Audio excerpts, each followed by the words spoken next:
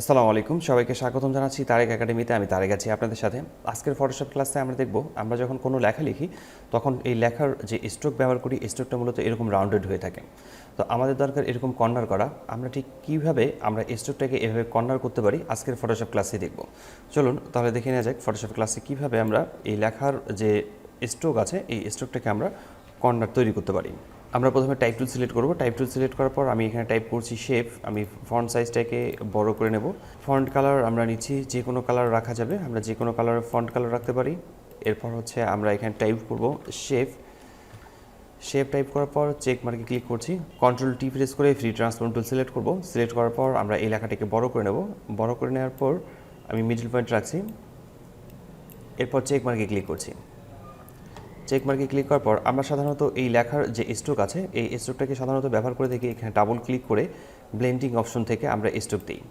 স্ট্রোকের যে কোনো একটি কালার আমরা ব্যবহার করি। আমরা রেড কালার ব্যবহার করছি। রেড কালার ব্যবহার করার পর এই স্ট্রোকের সাইজটাকে একটু যদি আমরা বড় করে দিই তাহলে আমরা দেখতে পারবো যে এটা মূলত রাউন্ডেড হয়ে আসছে।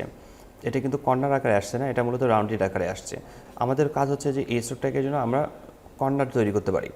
এর জন্য সিম্পল একটি ওয়ে হচ্ছে, সেটা হচ্ছে আমাদের এই লেখার যে লেয়ারটি আছে, আমরা যে লেখাটি দেখতে পাচ্ছি এই লেখাটিকে মূলত শেপে কনভার্ট করব। শেপে কনভার্ট করার জন্য রাইট বাটন ক্লিক করব আমরা এখানে। এরপর কনভার্ট টু শেপে ক্লিক করছি। কনভার্ট টু শেপে ক্লিক করার পর আমরা এখান থেকে ডিরেক্ট সিলেকশন টুল অথবা হচ্ছে পেন টুল যে কোনো একটি টুল সিলেক্ট করতে পারি। সিলেক্ট করার পর আমরা এখান থেকে স্ট্রোকে ক্লিক করব। স্ট্রোকে ক্লিক করার পর কালার চেঞ্জ করছি।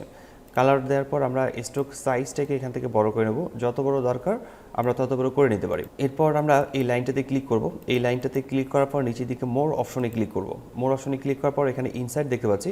ইনসাইডের পরিবর্তে আমরা এখান থেকে আউটসাইডে ক্লিক করব। আউটসাইডে ক্লিক করার পর আমরা এখান থেকে সেভ লেখা দিয়ে ক্লিক করব। সেভ লেখা দিয়ে ক্লিক করার পর ওকে লেখা দিয়ে ক্লিক করছি। আমরা এখন দেখতে পাচ্ছি যদি এই স্ট্রোকটাকে আরও একটু বড় করে নিই তাহলে দেখতে পারবো আমরা এখন দেখতে পাচ্ছি যে এখানকার যে স্ট্রোকগুলো আছে এই স্ট্রোকগুলো কর্নারে চলে আসছে। ঠিক এই সিম্পল একটা ওয়ে ব্যবহার করে আমরা মূলত যে কোনো লেখার স্ট্রোকগুলোকে কর্নারে রূপান্তরিত করতে পারি। আশা করি বিষয়টি বুঝতে পেরেছেন। কোথাও সমস্যা হলে কমেন্ট বক্সে কমেন্ট করে জানাতে পারেন, আমি প্রতিটি কমেন্টে রিপ্লাই করি। আজকের টিউটোরিয়ালটি এখানে শেষ করছি। দেখা হচ্ছে ফটোশপের নতুন কোনো টিউটোরিয়ালে। ততক্ষণ পর্যন্ত ভালো থাকবেন, সুস্থ থাকবেন। ধন্যবাদ সবাইকে। আল্লাহ হাফেজ।